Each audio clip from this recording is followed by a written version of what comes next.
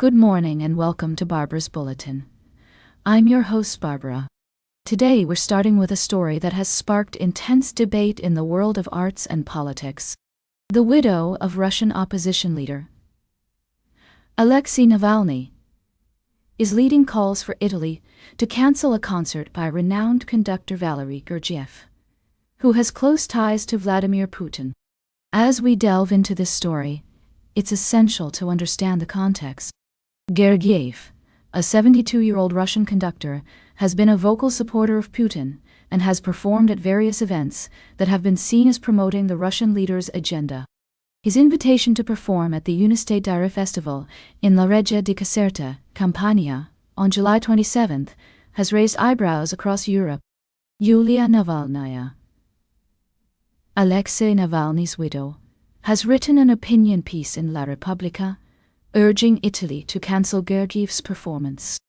She argues that allowing him to perform would be a gift to the dictator and would serve to normalize Putin's regime in the eyes of the civilized world. Now, it's crucial to note that Vincenzo De Luca, the president of the Campania region, has endorsed Gergiev's invitation, stating that culture should not be influenced by politics. However, others argue that Gergiev's actions and statements have made him a propagandist for the Kremlin, and that his performance would be seen as a tacit endorsement of Putin's policies. As we explore this complex issue, it's essential to consider multiple perspectives. On one hand, some argue that art and culture should be separate from politics, and that Gergiev's talent and contributions to the world of music should not be overshadowed by his political views. On the other hand, others believe that by allowing him to perform, Italy would be condoning Putin's actions and undermining the international community's efforts to hold Russia accountable for its actions in Ukraine. As we navigate this nuanced debate, it's crucial to remember that the situation in Ukraine is still unfolding, and the consequences of Russia's actions are being felt across the globe. We must consider the potential implications of Gergiev's performance and weigh the arguments on both sides. We'll continue to follow this story and provide updates as more information becomes available. For now, we want to hear from you. Should Italy cancel Gergiev's concert, or should art and culture be allowed to transcend politics? Share your thoughts with us on social media using the hashtag #BarbarasBulletin. We'll be right back with more of today's top news on Barbaras Bulletin. Welcome back to Barbaras Bulletin. I'm your host, Barbara. We're taking a closer look at the latest developments in Washington, D.C., where lawmakers are debating a rescissions package that could have significant implications for public broadcasting and foreign assistance programs. The Trump administration has proposed eliminating $1.1 billion in funding for the Corporation for Public Broadcasting, which supports NPR and PBS stations across the country. Some Senate Republicans, like Susan Collins of Maine, have raised concerns about the impact of these cuts on local communities, particularly in rural areas where public media outlets often serve as a vital source of news and information. On the other hand, some lawmakers argue that the funding is no longer necessary, given the proliferation of private media outlets. As Senator Eric Schmidt of Missouri put it, "There's such a greater diffusion of media now, and personally, I don't feel the need, and I don't think the broad swath of our conference does either." But others, like Senate Minority Leader Chuck Schumer, warn that these cuts could have far-reaching consequences. "This package suffocates public broadcasting," he said, and sets the stage for even more party line cuts in the future.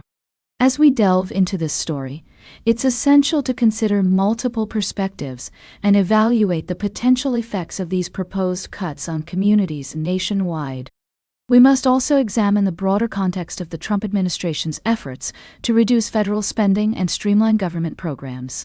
In our ongoing commitment to fairness and balance, we'll continue to monitor this developing story and provide updates as more information becomes available. It's crucial to remember that the fate of public broadcasting and foreign assistance programs hangs in the balance, with potential implications for millions of Americans who rely on these services. As we move forward, It's essential to engage in respectful dialogue and consider the diverse viewpoints that shape our national conversation.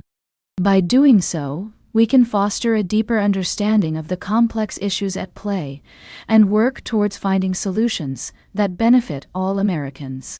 Stay tuned for our final story of the day, right here on Barbaras Bulletin. Welcome back to Barbaras Bulletin. We're wrapping up today's show with a look at some of the latest news from around the world. We've got a few interesting stories to cover, so let's dive right in. First up, Australian Prime Minister has been in China, where he emphasized the importance of dialogue in maintaining strong ties between the two nations. This visit comes at a time when diplomatic relationships between Australia and China have been somewhat strained, so it's good to see efforts being made to improve communication. In other news, Japan has launched a new government body aimed at addressing concerns around foreign nationals in the country. This move is likely a response to growing discussions around immigration and national identity in Japan, and we'll be keeping an eye on how this develops.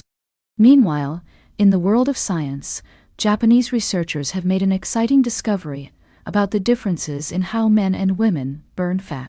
According to their study, women tend to burn more calories from fat due to a higher proportion of active brown adipose tissue.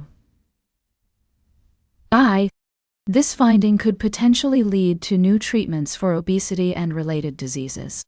And finally, in the world of media, Yahoo News Japan has taken the top spot as the most popular news website globally, with over 921 million visits in just 1 month. This is quite an achievement, especially considering the competition from other major news outlets like the New York Times and the BBC. That's all for today's Barbaras Bulletin. Remember to like, share, and subscribe, and until next time, stay engaged.